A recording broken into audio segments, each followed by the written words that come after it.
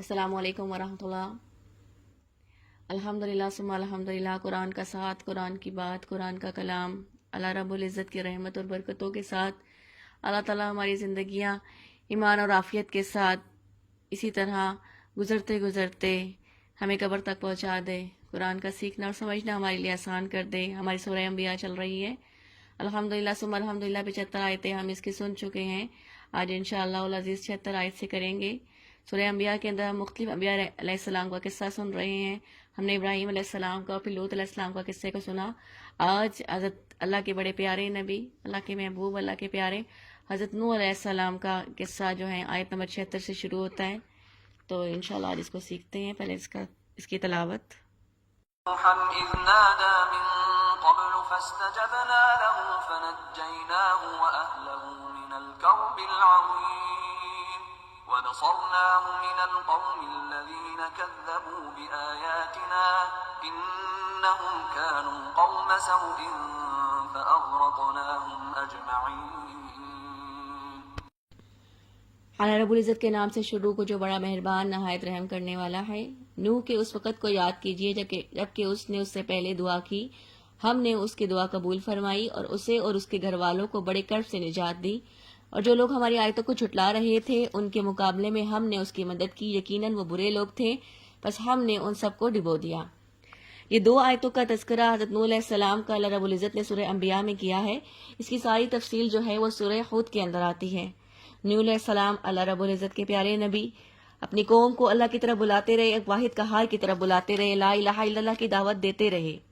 اور اپنی ساری کوشش اور اپنی ساری زندگی اسی کام پر لگائی، لیکن صرف چند افراد کے علاوہ کوئی ایمان نہ لایا تھا۔ حضرت نوح علیہ السلام نے تقریباً 1000 سال کی عمر پائی اور صدیوں تک اپنی قوم کو نہایت درد مندی سے تبلیغ فرماتے رہے اور اس کے بدلے سخت اذیتیں اور برداشت کرتے رہے، مگر تھوڑے سے لوگ کے سوا باقی سارے اپنے کفر اور بدعمالیوں میں قائم رہے۔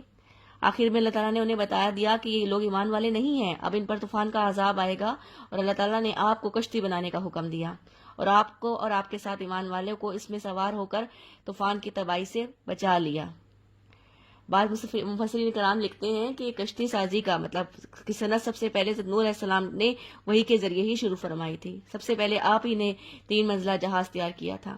جب آپ یہ تیار کر رہے تھے تو آپ کی قوم اور وہاں کے سردار بہت مذاق اڑاتے تھے، بڑا مذاق بناتے تھے، معاذ اللہ جب گزرتے تھے تو تانے دیا کرتے تھے اور آپ کے ایمان والوں کو کہتے تھے کہ اے نوح، تم اور تمہارے ساتھ یہ جو لوگ ہیں یہ بے حیثیت لوگ ہیں، استغفر اللہ، یہ بے حیثیت لوگ ہیں اور تم جو کام کر رہے ہو وہ بیکار کام ہے، کوئی عذاب نہیں آئے گا، تمہیں تو بس دل لگی سوجی ہوئی ہے۔ اور حضرت نوح علیہ السلام کہا کرتے تھے کہ اگر تم ہنستے ہو تو جیسے تم ہنس رہے ہو ایک دن آئے گا ہم بھی تم پر ہنستے ہوں گے، پر ان کے نصیب کے اندر جس کے ایمان نہیں تھا وہ اس پر جمے ہوئے تھے۔ بعض روایت کے اندر آتا ہے طوفان نوح کی ابتدا اس طرح ہوئی تھی کہ ایک تنور سے پانی ابلنا شروع ہوا، پھر کسی طرح وہ نہ رکا، اور بعض کا آتا ہے کہ سطح زمین کے ساتھ پانی ابلنا شروع ہو گیا تھا اور ساتھ ہی اللہ رب العزت نے آسمان سے تیز بارش شروع کر دی، اور وہ پانی ساری دنیا کے اندر، کیا مشرق کیا مغرب کیا شمال کا جنوب، تمام دنیا میں پانی بھر گیا تھا۔ اور طوفان نوح کے اندر بہت سے جانور بھی ہلاک ہونے والے تھے جن کو انسانوں کی ضرورت پڑنی تھی، تو اللہ تعالیٰ کے حکم سے آپ نے جو ہے وہ دو جوڑے سوار کر لیے تھے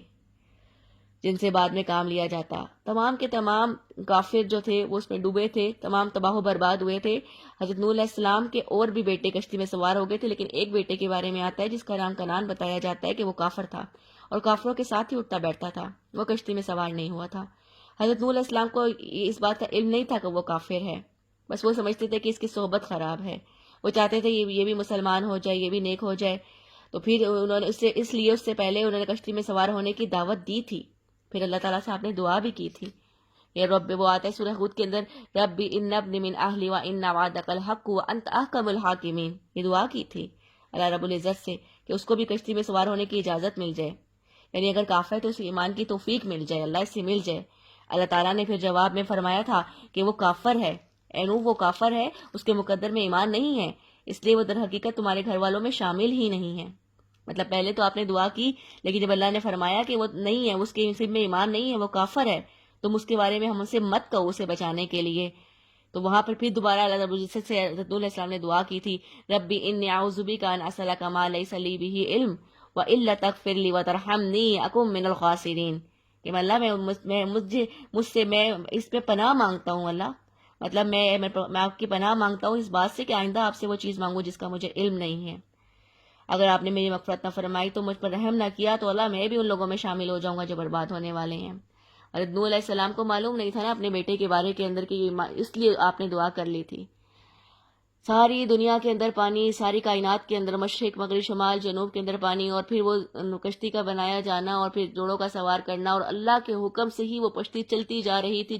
رہی تھی. کسی کو نہیں پتا تھا یہ کہاں رکے گی سوائے اللہ رب العزت کے. پھر اللہ نے زمین کو حکم دیا کہ اے زمین اپنا پانی نگل لے، اے آسمان تھم جا، اور پانی اتر گیا اور سارا قصہ چکا دیا گیا، اور کشتی جو تھی وہ جودی پہاڑ کے گرد آ کر لگ گئی تھی. یہ پہاڑ جو ہے وہ شمالی عراق میں واقع ہے، اس پہاڑی سلسلے کا ایک حصہ ہے جو گلستان میں آرمینیا تک پھیلا ہوا ہے، اور بائبل میں اس پہاڑ کا نام ارارات بھی مذکور ہے. تو یہ چھوٹا سا قصہ بیان کیا گیا ہے کہ جو اللہ رب العزت نے قرآن میں بیان فرمایا.